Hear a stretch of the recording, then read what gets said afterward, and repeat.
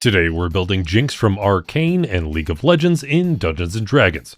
And I'm not talking about a reflavored ranger with a crossbow. This build is going to be a little crazy and chaotic, fitting Jinx pretty well. And it's going to use a build that is very counterintuitive. It kind of didn't make sense when I started, but by the end it actually came out with some really awesome damage numbers while using almost no actual resources, because literally spending 0 resources can get us over 100 damage in a turn, but spending just a tiny bit can get us over 300 damage in a single turn of combat. So let's dive in, starting with the species. This part's going to be kind of important because it might factor into how you want to maximize your damage, because we're going to go with a Hexblood.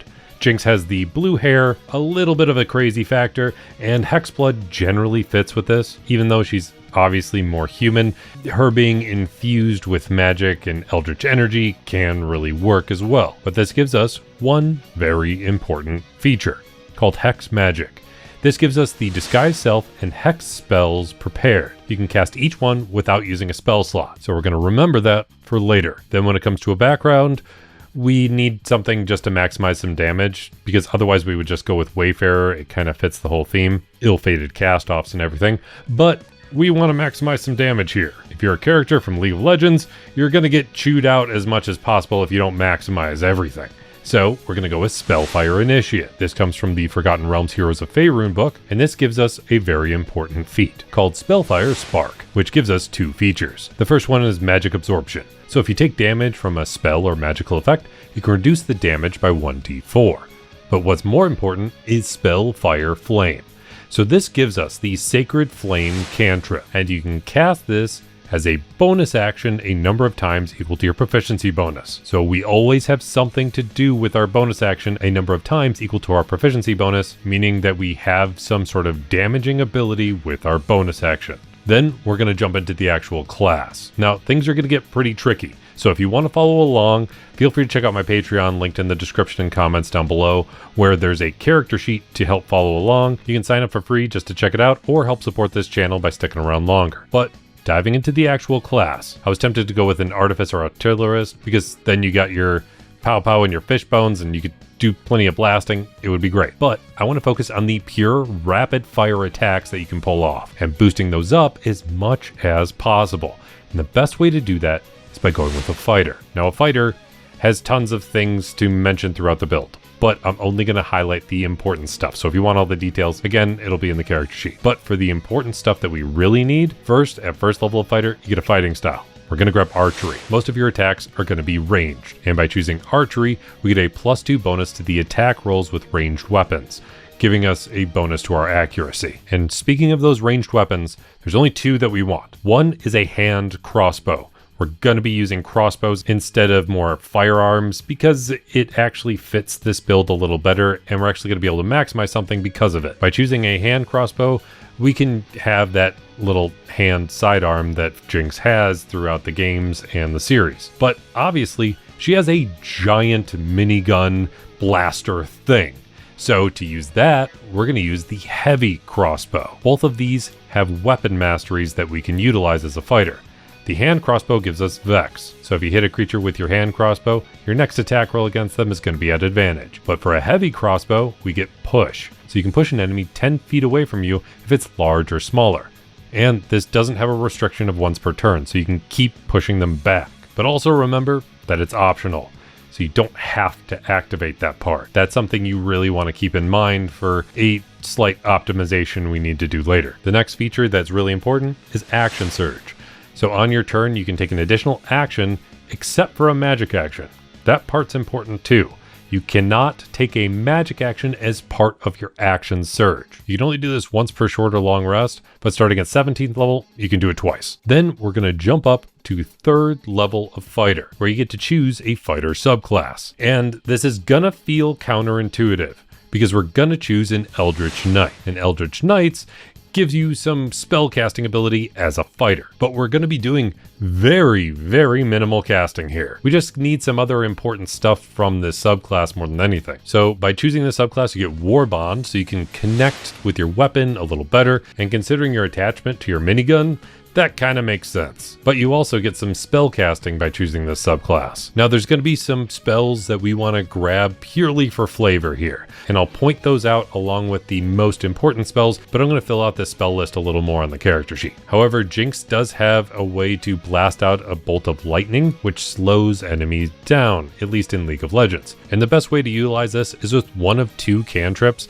either Lightning Lure, which does the lightning effect while pulling enemies in, or if you just want to slow enemies, you can grab Ray of Frost instead.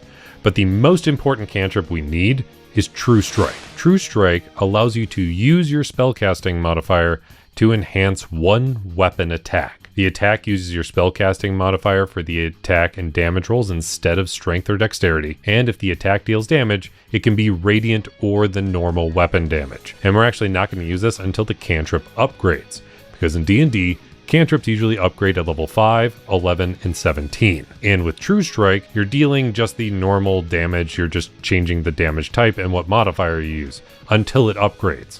Because once True Strike upgrades at level 5, you get to add some additional damage of 1d6 at level 5, 2d6 at level 11, and 3d6 at level 17. Then the only other spell worth highlighting right now is probably Magic Missile, just because it gives you an early level ability to get at least a little bit of rapid fire in there. Because Magic Missile allows you to shoot out 3 glowing darts that automatically hit and deal 1d4 plus 1 force damage per dart that hits. Then we're going to move right along to the first ability score improvement, which we get at level 4 of Fighter. And luckily, fighters get more ability score improvements than any other class in D&D, which we're really going to need to make this entire build work. But the first improvement we're going to choose is to grab a feat, and we're going to go with Crossbow Expert. I already mentioned we're focusing in on that heavy crossbow, and Crossbow Expert gives us 3 features. First, you can ignore the loading property with hand crossbows, heavy crossbows, or light crossbows. So you don't even need a free hand to load it, and it doesn't take that whole turn to load it up in the first place, which is a huge drawback of most crossbows. But thanks to this feat, you don't have to worry about that anymore. Second, you get firing in melee.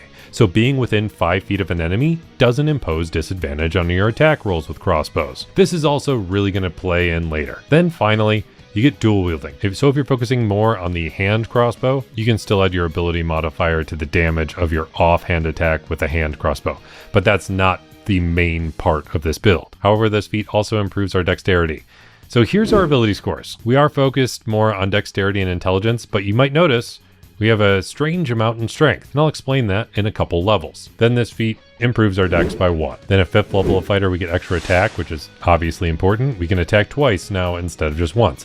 And our True Strike gets upgraded. Then, jumping to 6th level of fighter, we get another ability score improvement. And this is one feat that is gonna do something weird. See, we grabbed 13 points in strength for a reason, because there's a feat we can't grab otherwise. And so we're gonna grab Great Weapon Master. This is going to boost up our strength by 1 more point, but we weren't allowed to grab this unless we had at least 13 to begin with. And this gives us 2 features. The first is called Hue. So immediately after you score a critical hit with a melee weapon or reduce a creature to 0 hit points with 1, you can make 1 attack with the same weapon as a bonus action. Obviously, we're using ranged attacks, so this doesn't apply at all. However, it does have a feature which was more focused on melee attacks, but it doesn't specify it anymore. It's called Heavy Weapon Mastery. So when you hit a creature with a weapon that has the heavy property as part of the attack action on your turn, you can cause the weapon to deal extra damage to the target for an amount equal to your proficiency bonus. See, this doesn't specify that it has to be a melee weapon. It just specifies that it has to be a heavy weapon. And we are using a heavy crossbow. That means our heavy crossbow can now add our proficiency bonus to every attack that we make with it, because we fulfilled the one and only requirement for activating this feature. It's a weird little loophole and required a weird layout for our ability scores, but adding our proficiency bonus to the amount of attacks we're about to do is really going to add up. Then at 7th level of being an Eldritch Knight, you get access to 2nd level spells. And this is where the bulk of our spells is going to be. We want Magic Weapon. This allows us to have a non-concentration spell that we can cast as a bonus action, and then for the next hour, our minigun is now magical, getting a +1 bonus to attack and damage rolls. And when you level up enough to get at least a 3rd level spell slot, it can get a +2 instead. Then for another option for some rapid fire stuff, grab Scorching Ray, allowing you to hurl 3 fiery rays that each deal 2d6 fire damage, and then you need some sort of grenade you can throw out. That's kind of an iconic ability of Jinx in League of Legends. So grab Shatter. It does some thunderous damage in a 10-foot radius and does 3d8 damage. Then you do need something to lock down your enemies, because you throw out the Chompers in League of Legends as well, which we're just going to grab Web. It allows you to restrain enemies and also deal some additional fire damage if you happen to deal any fire damage. So combining this with Scorching Ray is pretty effective. But the last spell we want to make sure we grab, which can factor into the Chompers, is Hold Person. Can paralyze a creature. And for every spell slot level above the 2nd level, you can target an additional humanoid. But very important when it comes to paralyzed creatures, attacks against them are at advantage. And if you're within 5 feet, the attack is automatically a critical hit. And thanks to having Crossbow Expert, we can be within 5 feet of an enemy and not be at disadvantage. Then we get one of the most important features of this entire build. And that's thanks to being an Eldritch Knight, we get War Magic at 7th level. So when you take the attack action on your turn, you can replace one of the attacks with a casting of one of your wizard cantrips, as long as that has a casting time of an action. So once per attack action, you can swap out one attack for a cantrip, meaning that now, because you have extra attack, you can do one normal attack and one attack with True Strike. That True Strike is going to deal some extra radiant damage, but it also does all the other effects of shooting with your heavy crossbow. So you can still push an enemy if you want to. You can still add your proficiency bonus thanks to Heavy Weapon Master. And you can still do everything else that's part of attacking normally. But you just boosted up your damage because you can throw a cantrip in with it too. Then at 8th level of Fighter, you get another ability score improvement, so we'll just go ahead and throw 2 more points into Dexterity. 9th level gives you Tactical Master, so you can swap out that push attack for Sap or Slow if you want to. And then we can jump straight up to 10th level of Eldritch Knight, because that gives us Eldritch Strike. So when you hit a creature with a weapon, they have disadvantage on their next saving throw against a spell that you cast. So you want to attack and then try to use your Hold Person if you're going to use that combo. 11th level of Fighter gives you 2 extra attacks, so you can now attack 3 times per attack action. 12th level gives us another ability score improvement, so go ahead and boost up your Dexterity by 2 more points. 13th level will give us 2 pretty important things. First is Studied Attacks, so if you miss with an attack roll, you have advantage on your next attack roll, and you get access to 3rd level spells. And there's only 3 worth grabbing. First is Fireball. This is basically your ult ability. It's just a big explosion that you fire off a big rocket and does a big boom. Next, because you can shoot out some lightning, grab Lightning Bolt. It does damage in a straight line, but it's some solid damage. But lastly, to focus in on rapid fire attacking, grab Haste. This will boost up your armor class by +2, give you advantage on dex saves, and it gives you an additional action on each of your turns. That action can be an attack action if you want to, which would only do 1 attack. Or you can do all the other basic stuff you use an action for. This does have a pretty big downside though. If you end your haste spell for any reason, your speed drops to 0 until the end of your next turn, and you're completely incapacitated until then. Then jumping to 14th level of Fighter, you get another ability score improvement, because again, we get a lot of them. So boost up your intelligence by 2 points, because that's your main casting thing. 15th level of being an Eldritch Knight gives you Arcane Charge, so when you use Action Surge, you can teleport 30 feet using your Flash ability that you use in League of Legends, and you can decide if you want to teleport before or after the additional action from Action Surge. 16th level of Fighter gives you another ability score improvement, so boost up your intelligence by 2 more points. Then jumping straight up to 18th level of Fighter, thanks to being an Eldritch Knight, you get improved War Magic. So when you take the attack action on your turn, you can replace 2 of the attacks with the casting of 1 of your 1st or 2nd level wizard spells with a casting time of an action. So if you don't want to lose up on too many attacks, you can do your improved War Magic to use Hold Person or whatever other spell you need to activate while still firing off your cannon as many times as you need. Then at 19th level of Fighter, thanks to being an Eldritch Knight, you get access to 4th level spells. But there's no 4th level spells we need here and none that we really care about, so we're not grabbing any. We're only going to use this to upcast other spells. Also at 19th level, you get to choose an epic boon. Now, usually for Eldritch Knight fighters, I almost always go with Boon of Spell Recall. It's one of the most beneficial because fighters only get access to up to 4th level spells, and the Boon of Spell Recall gives you a chance for that to be a free casting, and there's ways to maximize this and break the system. But that's not the focus of this build. we want to be rapid fire as much as possible. So instead, because we're doing so many attacks, there's a better chance than most that you might crit on one of them. And I mean rolling a pure nat 20. And so to amplify our damage, what we're going to do is grab the Boon of Irresistible Offense. This allows us to increase our strength or dex by 1. We're going to boost up our dex. This also allows us to ignore resistance to bludgeoning, piercing, and slashing damage. Then finally, it gives us Overwhelming Strike. So when you roll a 20 on a d20 for an attack roll, this is very important on the wording. So anything where you're automatically critting, like with Hold Person, this won't kick in. You actually have to roll a 20. But you can deal extra damage to the target equal to the ability score increased by this feat. Not the ability modifier, the ability score. So that means if you roll a 20, you're dealing an extra 21 damage for that attack, which is pretty massive. And then at 20th level of fighter, you get 3 extra attacks. So you can attack 4 times instead of once whenever you take the attack action on your turn. And now here's how we break the entire thing. This is where it gets really important. So we're going to be following rules as written, exactly to the letter. So when you do a true strike, by the time your cantrip gets upgraded as much as possible when you hit level 17, that's an extra 3d6 radiant damage you can deal. So now you have access to 4 attacks. You can also use Action Surge to do that again. You have a whole bunch of things in your arsenal, but here's how to maximize it. So for a normal round, without spending any resource whatsoever, you can do 4 attacks, but you can swap one of those for a true strike because of your war magic ability, which means your normal attacks are going to do 1d10 for the heavy crossbow, which is either 6 damage on average or up to 10 damage at max. Then you get to add in your dexterity modifier of 5, you get to add your proficiency bonus of 6, and that brings you to an average of 17 damage or up to 21 damage overall for a very basic attack. And then because you get to do 1 true strike in there, you get to add an extra 3d6, which averages to an extra 12 damage, but up to 18, which means for a normal round, no resources spent, you're averaging 29, but up to 39 damage for the true strike, and the extra 3 normal attacks,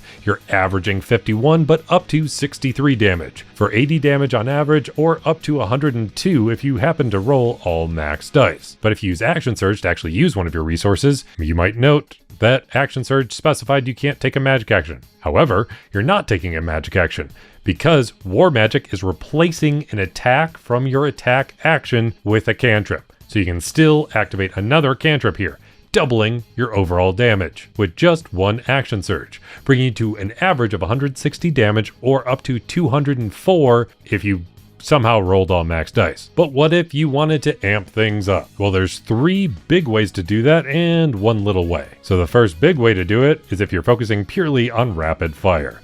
And that's going to be if you cast haste, because this can give you an additional attack action, which you can use for a single attack. However, again, thanks to being an Eldritch Knight and having war magic, you can swap out 1 attack for a cantrip. This is one way that haste is a little more effective with an Eldritch Knight than any other class in D&D. So that means you're doing 3 total true strikes and 6 normal attacks when you include your Action Surge for everything, bringing you to an average of 189 damage, but if you max everything out, that's up to 243. However, if you wind up changing things out a tiny bit and you decide it's not about how many attacks, but the strength of those attacks, you can actually use a different spell to concentrate on, because we have that Hex Blood species. So we get access to the spell Hex. This adds an extra 1d6 to every attack that you do, and in total, that actually does a tiny bit more damage. Not a ton, but it still averages out to be a bit higher, so it's worth mentioning.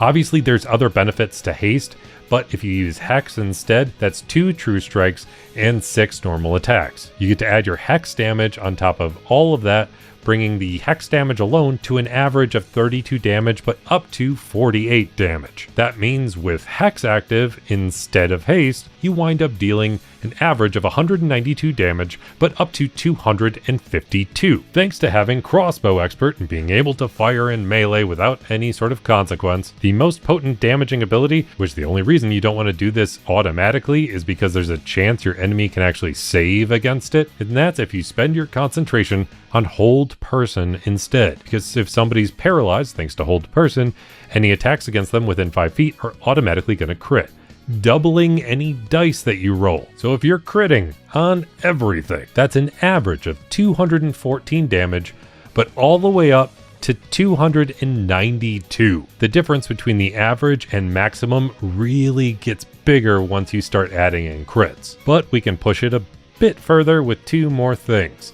First, we haven't factored in one non-concentration spell, and that's Magic Weapon. Magic Weapon at its lowest level is going to add a +1, but we have room to upcast it. So amplifying Magic Weapon is going to give us a +2 to our attack and damage rolls, which means normally it's going to give us a +8 to our damage at a lower casting, or if we upcast it, it's a +16 damage. However, you can add an extra 1 or 2 to that if you wound up going the hasted attacking option. And that also means that you're only doing 1 point more of damage on average with Hex than you would by casting haste. But if we're going the max damage route with hold person, that means on average we're doing 222 damage, but up to 308. But there is one final little feature that we haven't factored in yet, because we're doing the biggest burst damage we can here. And that's thanks to our background. Because remember, our background is Spellfire Initiate, giving us the feat Spellfire Spark,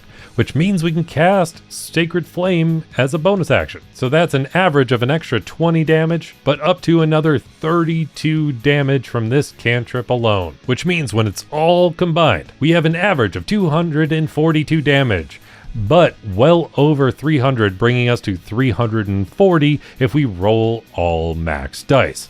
And we're doing so many attacks, there's a better chance that we're going to be able to hit a nat 20 somewhere in there, allowing us to utilize our Boon of Irresistible Offense, adding in another 21 damage at some point, hopefully. But that's pure speculation. But it's definitely worth noting, because once everything's maxed out, that brings you to 361 damage. And I know that might have gotten a little complicated here and there, so if you want to make sure you don't forget anything, the character sheet's up on Patreon, which is linked in the comments and description down below. But if you made it all the way to the end of this video, let me know by hitting that like button. And I'll be here hoping you roll at least 3 nat 20s in your next D&D session, especially if you want an insanely chaotic build that focuses on building a spell casting subclass, but uses almost no actual spells most of the time to deal crazy damage on a regular basis. You can do that by playing as Jinx from Arcane and League of Legends in Dungeons & Dragons.